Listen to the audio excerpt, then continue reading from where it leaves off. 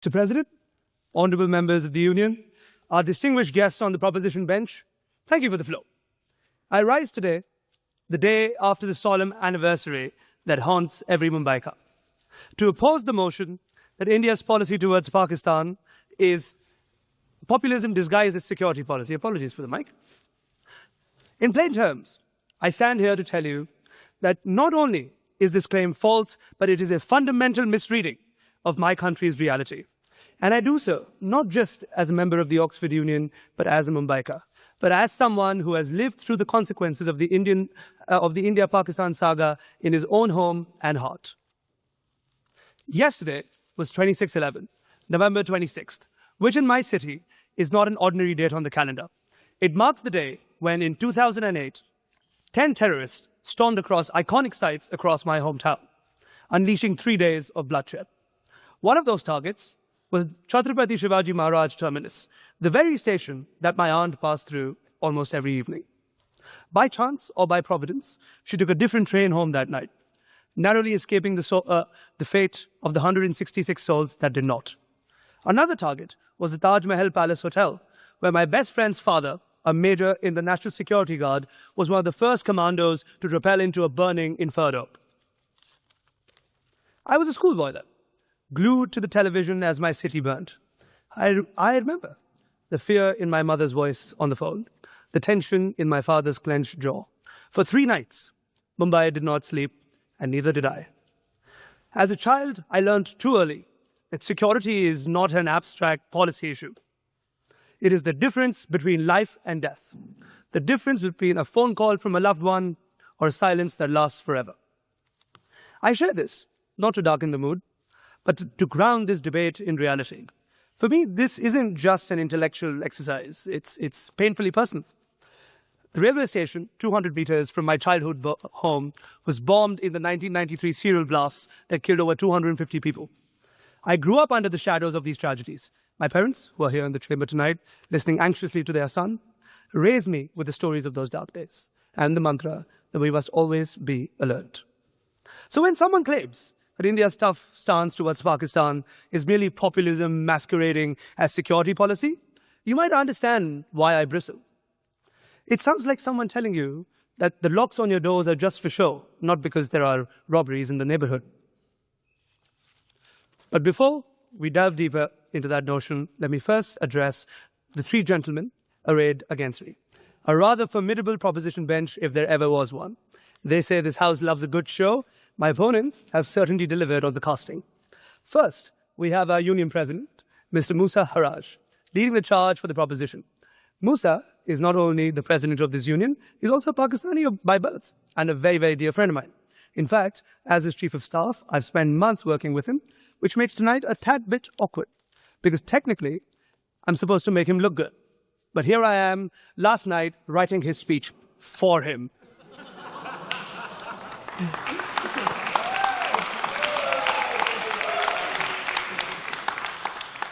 Musa, you've had an interesting term, haven't you? Just a few weeks ago, Point of information. Yes. So you're admitting in a chamber that what I just said was written by an Indian you. To respond, I shall gladly admit that sometimes it takes an Indian to clean up the incompetence of a Pakistani.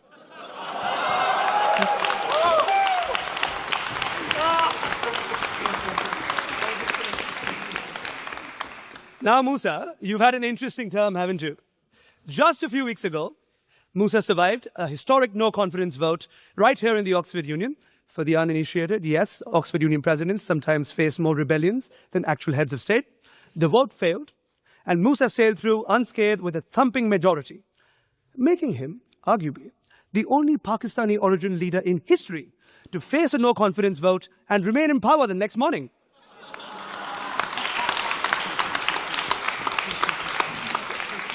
I tease my friend, of course, but there's a serious point. Musa's victory was a triumph of transparent, open, and democratic processes. An Oxford Union specialty.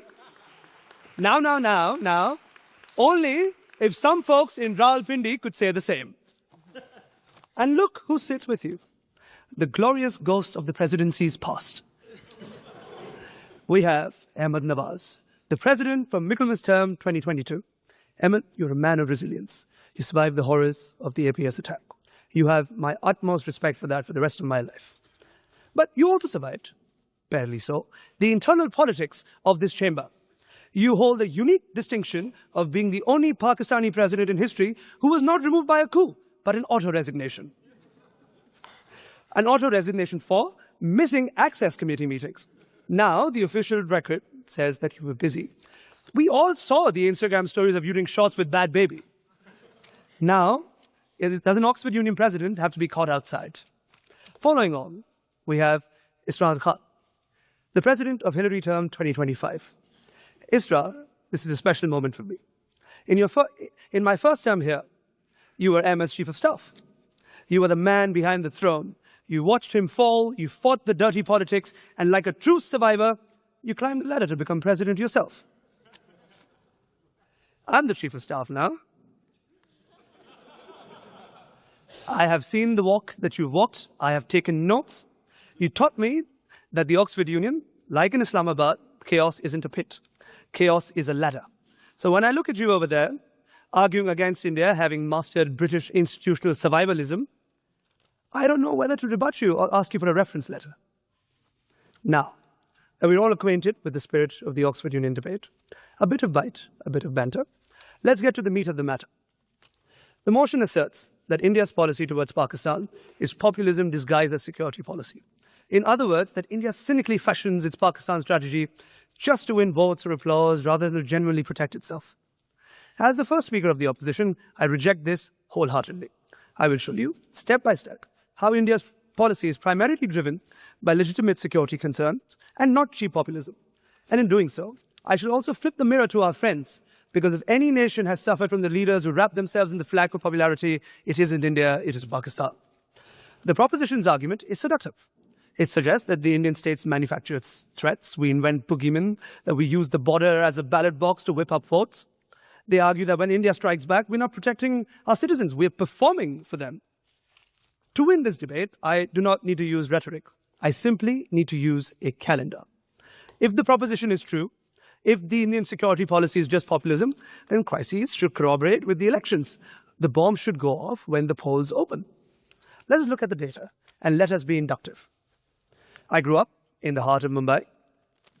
My home was not too far from where in March 1993, RDX explosives ripped through Plaza Cinema. It was a part of a coordinated series of 12 blasts that turned my city into a morgue. 257 people died. I was not born there, but I grew up with the crater it left in our psyche. Now ask yourself, was there an election in March 1993? No. That election was 3 years away. Was the government looking for a populist distraction? No. The government was weak. The economy was opening up and we were desperate for stability. Terror did not come because we needed a vote. It came because Dawood and the ISI wanted to fracture India's financial spine. That was not populism. That was an act of war.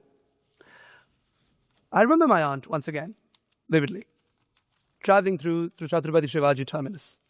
She pulled out of the train station at 9:27 p.m. and the terrorists entered at 9:30. 3 minutes is the difference between my aunt watching from home tonight and her being engraved in a memorial stone in South Bombay. 10 men held the city of 20 million hostage. Now look at the policy response. The proposition says that India is populist. What would a populist government do after 26/11? The public rage was nuclear. I remember it. We wanted blood. We wanted the Air Force to flatten the training camps in Mudarke. A populist leader would have just launched the jets to win the next election. But the government of the day, the Congress party, chose strategic restraint. They chose diplomacy. They chose to send dossiers. They appealed to the international community. They appealed to you. Did it work? Did the non-populist approach buy us peace? No. It bought us Pathankot. It bought us Uri.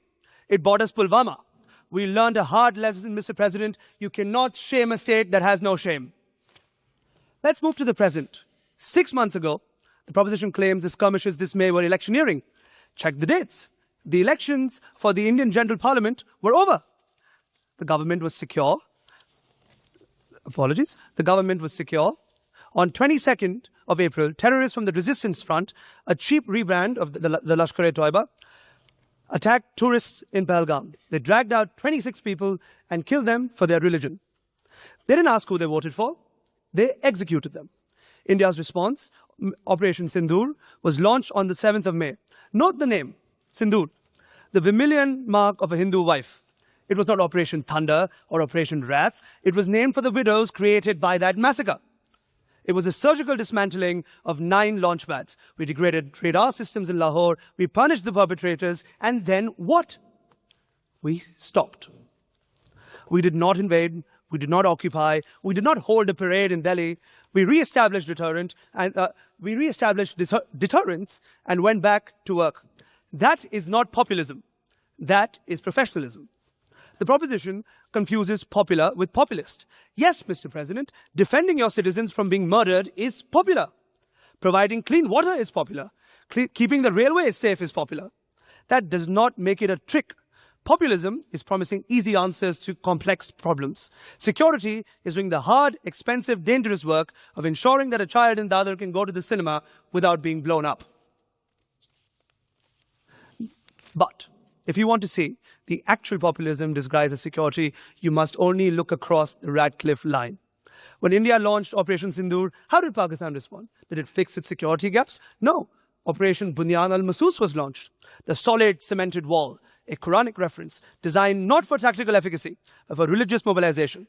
You launched missiles at our bases in Udhampur, had them shot down, had 11 bases struck, and achieved at best a tactical stalemate.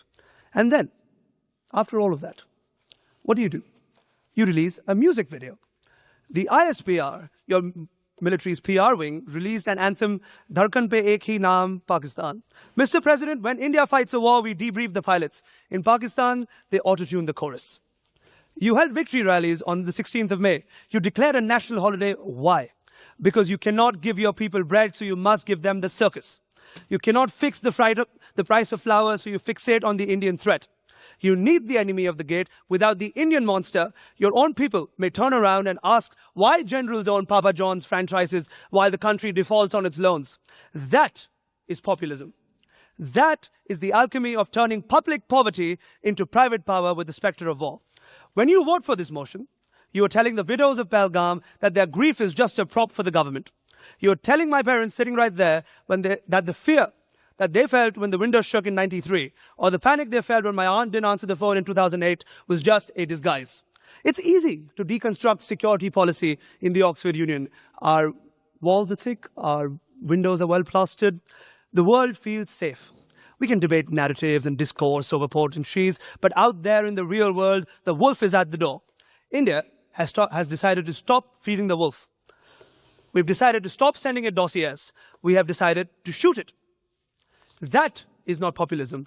That is the biological imperative of a nation that refuses to die. We do not want war. We want to be boring neighbors. We want to trade onions and electricity. We want to play your cricket team without worrying if the away team is bringing bats to C4. But until the state that defends itself stops using terror as an instrument of foreign policy, we will keep our powder dry, we will keep our radars on, and we will keep our guards up. If that is populism, then I am a populist. If that is a disguise, then I will wear it, because the alternative is not liberalism. The alternative is 2611 on repeat. Tonight, I may have been belligerent in defending my country's stance, but I also hope that I've been fair and factual. I do not hate Pakistan. I truly wish to see a Pakistan that is safe, stable, prosperous, and at peace with us. I dream of a day where I could take a train from Mumbai to Lahore and have kebabs in Gawar Mandi, or when the Indian cricket team captain and the Pakistani cricket team captain can joke about their schools, their kids' schools, because politics has ceased to matter. I'm an idealist by heart, but unfortunately, I am a realist by circumstance. But for that day to come, we must first deal in truth. And the truth is, calling India's Pakistan policy populism in disguise is a dangerous distortion. It implies that we're all just play acting, that there's no wolf on the door, but there is. Recognizing this wolf doesn't mean we should keep living in fear of it. It just means that we need to know that to have the bigger stick when you're trying to build the bigger fence. Perhaps, in a not-so-distant future, a young debater from Mumbai and a young debater from Lahore, Quetta, or Peshawar will stand here not to argue about war and policy, but to argue about who has the better music, or who has the better biryani, Obviously, the answer to both is India. Jokes aside, that is the debate I want to have. We aren't there yet. To get there, we must first ensure that policy is rooted in reality and security and not lost in the fog of propaganda. India is doing its part by treating security with the gravity it deserves. Populism, we leave to the TV studios. Ladies and gentlemen, I beg you to oppose the motion. Thank you.